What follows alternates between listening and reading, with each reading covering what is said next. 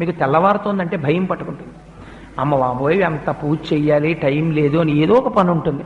అలా కాకుండా మీరు స్వల్పమైన పూజ, వైదికంగా పరిపూర్ణత్వం ఉండే పూజ అలవాటు చేసుకున్నారనుకోండి, మీ పూజ మీకు బరువు అనిపించదు. మీరు హాయిగా పూజ చేసుకుని వచ్చేస్తారు.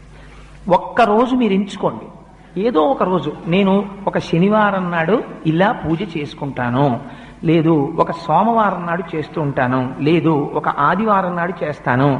ఆ రోజు నియమం పెట్టేసుకోండి. నేను ఈ రోజు విశేషార్చన చేస్తాను అని నియమం పెట్టుకుంటే ఒకే ఒక్కరోజు, ఆ ఒక్కరోజు చేయడానికి మీ మనస్సు ఉరకలు వేస్తుంది. ఇవాళ నేను విశేషార్చన చేస్తాను అని అదే పూజ ఎక్స్పాండ్ అవుతుందంతే. అదే పూజా విధానం, కొత్తగా మీరేం చేయక్కర్లే. కానీ అలా ఎలా పెరుగుతుందో మీకు ఎక్కడికక్కడ చూపిస్తూ ఉపచారములు మనం చేస్తాం శాస్త్రంలో.